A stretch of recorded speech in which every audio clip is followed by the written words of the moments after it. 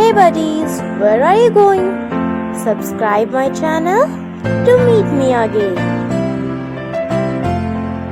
Hello everyone and welcome to our channel Fly School, and today we are going to study the fourth part of our chapter, that is religion and anti-colonialism. Colonial domination was exercised by control over all areas of private and public life. The French occupied Vietnam militarily, but they also sought to reshape social and cultural life.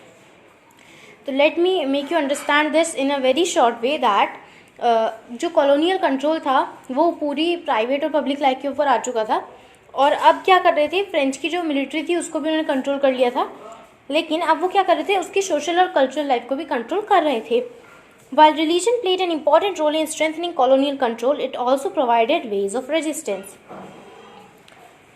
तो जैसे कि religion जो होता है एक बहुत ही important role play करता है किसी भी चीज़ को स्ट्रेंथनिंग करने में, तो उन्होंने उसको भी वे ऑफ रेजिस्टेंस प्रोवाइड किया. Vietnam's religious belief were a mixture of Buddhism, Confucianism and local practices. Christianity introduced. देखिए क्या हुआ था कि वियतनाम का जो रिलीजियस बिलीव्स थे वो क्या थे, वो बुद्धिज़्म मानते थे, कॉन्फ्यूशियनिज्म मानते थे, और छोटी मोटी जो उनकी लोकल प्रैक्टिसेस हुआ करती थी वो उनका हुआ करता था. लेकिन फ्रेंच के लोग क्या करते थे, क्रिश्चियनिटी मानते थे, वो क्रिश्चियंस थे, तो वो अपनी क्रिश्चियनिटी जो थे वियतनाम के ऊपर लागू करना चाहते थे, और वो जो वियतनामीज जो पीपल थे उसको टॉलरेट नहीं कर पा रहे थे. From the 18th century, many religious movements were hostile to the Western presence. 18th century से बहुत religious movements जो होने लगे. An early movement against French control and the spread of Christianity was the Scholars' Revolt in 1868. तो सबसे जो जल्दी जो movement हुआ था वो था Scholars' Revolt 1868 में. This revolt was led by officials at the imperial court, angered by the spread of Catholicism and French power. तो ये जो रिवोल्ट हुआ था वो हुआ था इम्पीरियल कोर्ट के द्वारा, जो कि किस चीज़ से गुस्साए लोग थे, वो कैथोलिसिज्म और फ्रेंच पावर से गुस्साए लोग थे. इम्पीरियल कोर्ट के जो लोग थे वो कैथोलिसिज्म से बहुत ही परेशान हो चुके थे, इसलिए उन्होंने वो इस जो रिवोल्ट था स्टार्ट किया था. They led a general uprising in Nguyen and Ha Tinh provinces where over 1,000 Catholics were killed. Catholic missionaries had been active in winning converts since the early 17th century, and by the middle of the 18th century had converted some 3 lakh. The French crushed the movement, but this uprising served to inspire other patriots to rise up against them. तो देखिए हुआ क्या था, उन्होंने एक general uprising शुरू करी थी, मतलब जनरली यहाँ से कहाँ से शुरू किया था, नगुआन एंड हाथीन से उन्होंने शुरू किया था, और जहाँ पर बहुत थाउजेंड कैथोलिक्स जो थे, कैथोलिक्स जो कैथोलिज्म को मानते थे उनको मारा गया था. और ये शुरू होते होते कब तक, 18th सेंचुरी तक ये 3 लाख कैथोलिक्स मर चुके थे. और उसके बाद जो था फ्रेंच ने इस मूवमेंट को क्रश भी कर दिया, मतलब ख़त्म भी कर दिया. लेकिन अब इस मूवमेंट के बाद और भी ज़्यादा मूवमेंट शुरू होने लगे, और लोगों को पता चलने लगा कि हमें भी अपनी जो क्या रिलीजियस बिलीफ्स हैं उनके लिए लड़ना है. The elites in Vietnam were educated in Chinese and Confucianism. जो एलाइट्स थे वियतनाम के वो किस चीज़ में एजुकेटेड थे, वो एजुकेटेड थे चाइनीज़ और कॉन्फ्यूशियनिज्म ने. But religious beliefs among the peasantry were shaped by variety of syncretic tradition that combine Buddhism and local beliefs. तो देखते हैं सिंक्रेटिक का मतलब क्या है. Characterised by syncretism aims to bring together different beliefs and practices, seeing their essential unity rather than their difference. तो syncretic क्या होता है, एक ऐसा बिलीफ या प्रैक्टिस जो कि यूनिटी पर ज़्यादा ध्यान देता हो. ठीक है, सिंपली आप समझ लें इसको कि जो कि यूनिटी पर ज़्यादा ध्यान देता हो. तो क्या था, The elites in Vietnam were educated in Chinese and Confucianism, but religious belief among the peasantry was shaped by a variety of syncretic tradition that combined Buddhism and local beliefs. तो उन लोगों को ऐसे तैयार किया गया था कि वो बुद्धिज्म और लोकल बिलीफ से भी जुड़े हुए थे. There were many popular religions in Vietnam that were spread by people who claimed to have seen a vision of God. तो बहुत सारे अलग अलग पॉपुलर रिलीजन्स थे वियतनाम में Some of these religious movements supported the French, but other inspired movements against colonial rule. और कुछ movements क्या थे, कुछ मूवमेंट्स ऐसे भी हुए जिन्होंने सपोर्ट किया फ्रेंच को, लेकिन कुछ मूवमेंट्स उनके अपोजिशन में भी किए गए थे. तो ज़्यादा से ज़्यादा क्या था, अपोजिशन में ही थे. One such movement was the होआ हाओ.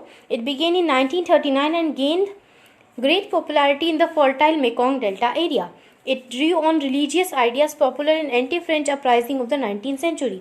तो ये जो मूवमेंट जो शुरू हुआ था होआ हाओ में 1939 में, ये कहाँ पर मतलब कि इसको पॉपुलैरिटी मिली कहाँ पर, मेकोंग के डेल्टा एरिया में. It drew on religious ideas popular in anti French uprisings of the 19th century.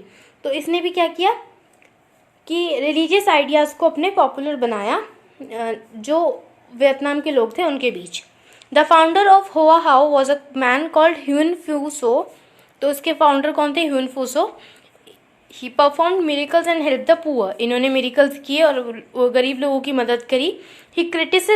His criticism against useless and expenditure had a wide appeal. He also opposed the sale of child brides, gambling and the use of alcohol and opium. तो इनके जो अच्छे अच्छे काम जो थे वो थे कि इनका जो ये हेल्प करते थे पुअर की, और ये क्रिटिसिज्म अगेंस्ट यूजलेस एक्सपेंडिचर को ये क्रिटिसाइज करते थे. और सेल ऑफ चाइल्ड ब्राइड्स की उस टाइम पर जो सेल की जाती थी वो उसको इन्होंने रोका. उसके अपोजिशन में ये थे. गैम्बलिंग के अपोजिशन में ये थे. और अल्कोहल और ओपियम के अपोजिशन में भी ये थे. The French try to suppress the movement by Huynh फूसो.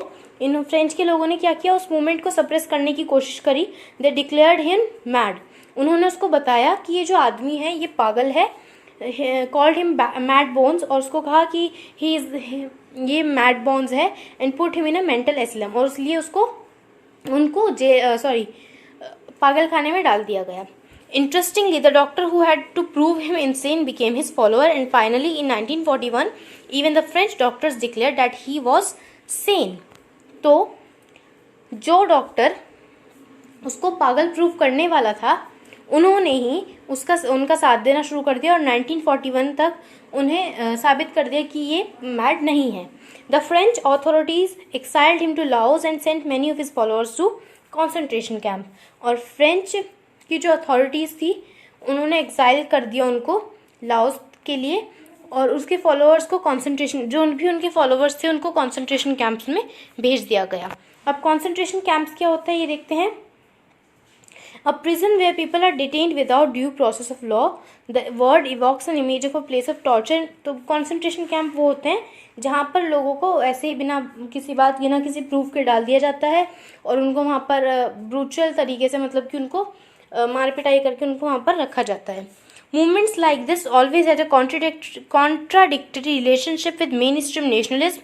Political parties often drew upon their support but were uneasy about their activities.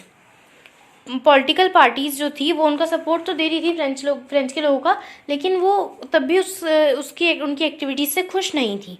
They could neither control or discipline these groups nor support their rituals and practices. ना तो वो उसको control कर सकती थी, ना उनको अनुशासन में ला सकती थी, और ना ही उनके रिचुअल्स और प्रैक्टिसेस को सपोर्ट कर सकती थी. Yet, the significance of these movements in arousing anti-imperialist sentiments should not be underestimated. लेकिन तब भी इनके जो मूवमेंट्स थे, जो भी मतलब चल रहे थे एंटी इम्पीरियलिस्ट सेंटिमेंट्स को, उनको अंडर एस्टिमेट नहीं किया गया.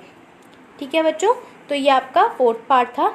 ओके, आपको हमारी वीडियो कैसी लगी हमें कमेंट सेक्शन में कमेंट करके बताना ना भूलें, और हमारे चैनल को शेयर और सब्सक्राइब जरूर करें. Thank you. Bye bye everyone.